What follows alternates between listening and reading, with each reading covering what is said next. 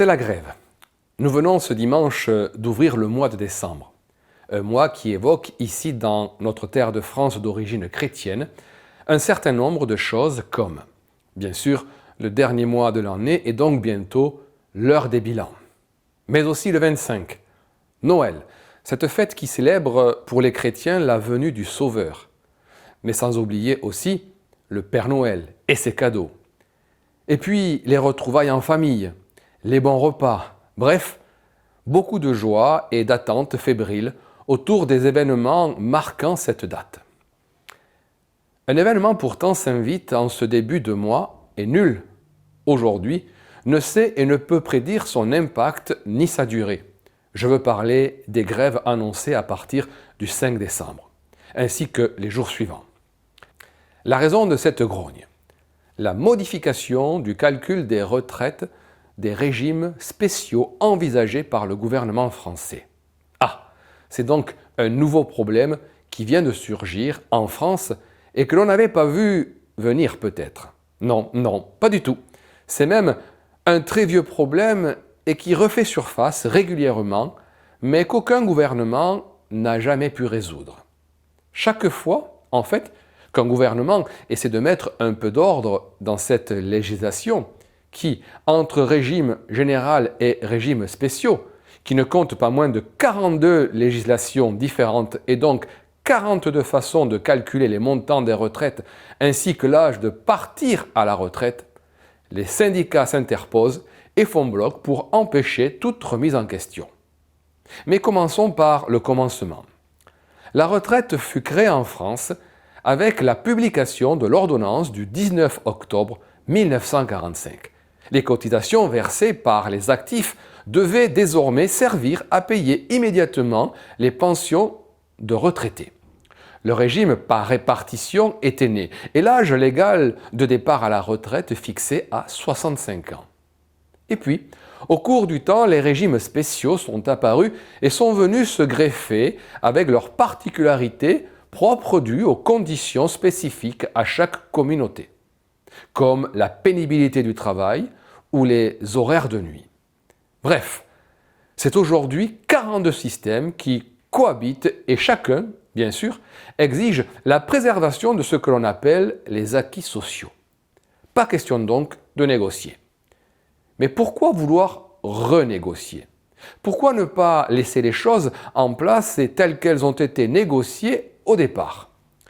Eh bien, c'est que les conditions ont changé. Un seul exemple, celui tant revendiqué par les travailleurs de la SNCF.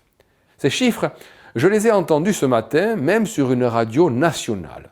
Nous l'avons dit, ce sont les actifs qui paient les retraités. Eh bien, ce qui a changé depuis la création des retraites pour cette branche professionnelle, c'est qu'il y a actuellement 140 000 employés actifs de la SNCF, pour plus de 240 000 retraités. Vous comprenez maintenant le problème.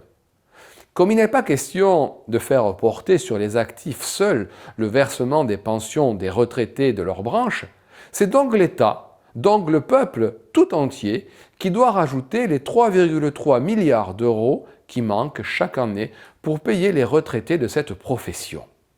Il ne s'agit nullement ici de désigner un responsable, car chaque catégorie professionnelle est aujourd'hui quasiment dans le même cas. Et le déficit global des caisses des 42 régimes spéciaux dépasse les 9 milliards chaque année. Alors, chaque gouvernement s'attache à modifier, réformer, réguler ce casse-tête qu'est devenu le régime de répartition des retraites. Mais les syndicats, vent debout, s'apprêtent à bloquer le pays pour que l'État continue de financer les retraites de ces régimes spéciaux. Mais profitant de la grogne exprimée, les infirmières, les taxis, les routiers et bien d'autres catégories socio-professionnelles s'apprêtent à rejoindre les grévistes pour tenter d'empêcher le gouvernement de modifier quoi que ce soit dans ce sens. En fait, pour que cela continue de fonctionner comme avant, il faudrait que la croissance continue, comme au temps des 30 glorieuses, c'est-à-dire les années comprises entre 1950 et 1980, avec des perspectives de croissance, de richesse et d'emploi en hausse permanente. Or, ces temps semblent bien finis, terminés, révolus. Et d'ailleurs, le pourrait-on encore? Produire sans compter, gaspiller, polluer, jeter, ne rien tirer, tout rejeter à la mer, nous le voyons bien, nous le sentons bien. Dans le monde du XXIe siècle, cela n'est plus possible. Lorsque la Terre, au début de l'industrialisation, comptait environ 800 millions d'habitants, les populations ne se rendaient pas compte que leur façon insouciante de gérer la planète était un non-sens. Un siècle et demi plus tard, alors même que nous arrivons à 8 milliards d'habitants, soit 10 fois plus en un peu plus moins d'un siècle, les données sont évidemment radicalement différentes. Entre l'épuisement des ressources naturelles de la Terre, la surpopulation, le réchauffement climatique ou le risque de montée des océans et bien d'autres calamités annoncées, beaucoup s'inquiètent pour l'avenir. C'est au point que des groupes de chercheurs, relayés par les grands médias, se demandent si un effondrement de nos sociétés industrielles ne va pas bientôt se produire. Alors, qu'allons-nous donc faire le 5 décembre? Descendre dans la rue pour manifester et demander toujours plus, alors même que nous faisons déjà partie des 20% de la planète qui exploitons, consommons et utilisons 80% des richesses de notre Terre, ne laissant que 20% des ressources restantes aux 80% du tiers ou du quart-monde? S'il peut paraître normal de vouloir augmenter son niveau de vie, avons-nous conscience que nous faisons partie de ces populations privilégiées par rapport au reste du monde, ne serait-ce que parce que nous n'avons, nous, pas besoin de faire des kilomètres pour avoir accès à l'eau potable. Et pour eux, cette eau n'est même pas toujours potable. Descendre dans la rue, oui, mais alors pour demander que soit revue notre façon de consommer, d'extraire ou d'utiliser ce que notre mère nature nous a si généreusement dispensé depuis tant d'années, de siècles et de millénaires, et que, il faut bien le dire, nous avons dilapidé sans compter. Au rythme où la population mondiale croît, c'est-à-dire en doublant environ tous les 50 ans, je vous laisse faire le calcul du nombre d'habitants sur Terre et de leurs besoins, ne serait-ce qu'à la fin de ce siècle.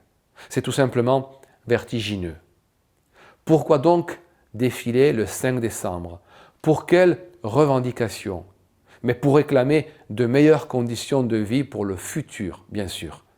Ce que je vous propose, si nous choisissons de nous engager ce prochain 5 décembre, c'est de ne pas se tromper de manifestation et de choisir un de ces cortèges qui s'engagent pour la planète et qui réclament sursis, espoir et vie pour l'avenir de notre Terre. Car il n'y a pas de plan B, nous n'avons que celle-là.